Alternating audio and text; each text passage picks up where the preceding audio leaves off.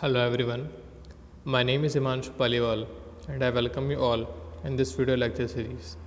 The subject is science and in this class we are continuing the second chapter in which we were studying the methods of separation जिसमें आज हम बात करते हैं crystallisation की।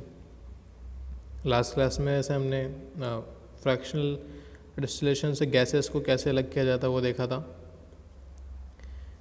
जो आपका क्रिस्टलाइजेशन प्रोसेस है वो आपकी बुकलेट में कुछ ये टाइटल से दिया गया है, ठीक है।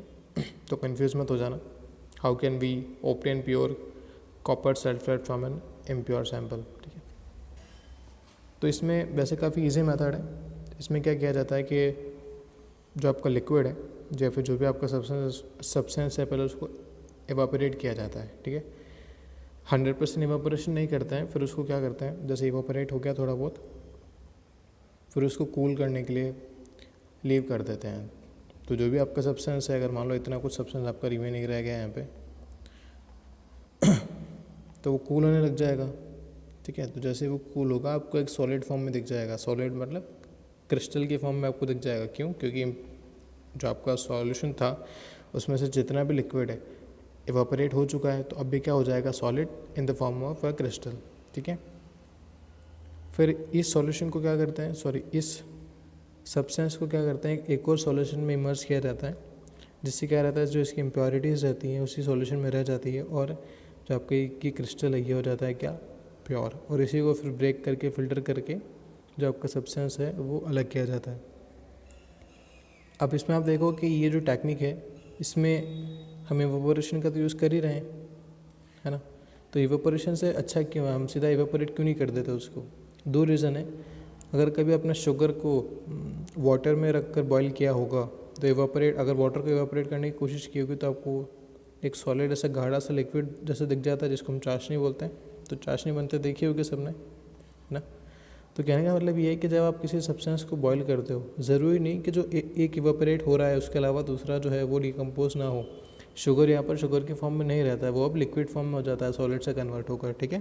तो इसको हम क्या बोलते हैं, डिकम्पोजिशन। तो सॉलिड क्या करेगा, डिकम्पोज हो जाएगा, तो सब्सटेंस आपका अब जो है वो सेपरेट नहीं हो सकता। इसीलिए इवापोरेशन से ज़्यादा अच्छा कौन सा मेथड है, क्रिस्टलाइजेशन। एक और इसका बेनिफिट क्या है कि अगर आप कोई सब्सटेंस को बॉयल कर रहे हो, इवापोरेट करने की कोशिश अगर आप कर रहे हो, तो उसके अलावा जितनी भी इम्प्योरिटीज़ हैं वो तो यहाँ पे ही रह जाएगी ना, सरफेस पर ही रह जाएगी। तो इससे क्या रहेगा, जो आपका सब्सटेंस अब आपको मिलेगा वो क्या रहेगा, इम्प्योर मिलेगा। इसीलिए crystallisation is better than the evaporation method. और ये जो मैंने आपको सारी बातें बताई ये पूरी आपकी नोटबुक में ऐसे एज इट इज़ लिखी हुई है। ये पूरा प्रोसेस मैंने यहीं से एक्सप्लेन किया है, ठीक है। इसके कुछ एग्जाम्पल भी हम देख लेते हैं।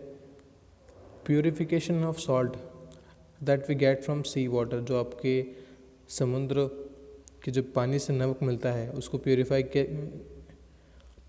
किया जाता है from the method of crystallisation. Next इसका एप्लीकेशन क्या है, सेपरेशन ऑफ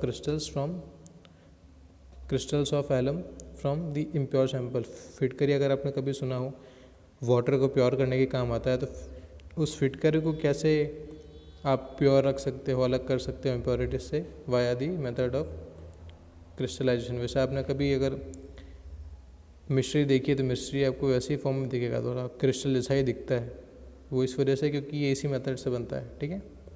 तो यहाँ पे हमारा ये मेथड ख़त्म होता है। नेक्स्ट क्लास में आपका जो वाटर जो आपके घरों में जो डोमेस्टिक यूज़ के लिए आता है, जो घर पे पानी आता है ना नल से, उन सब को कैसे प्योर किया जाता है वो देखेंगे। वो थोड़ा बड़ा टॉपिक है इसलिए मैं आज उसको नहीं स्टार्ट कर रहा, ठीक है।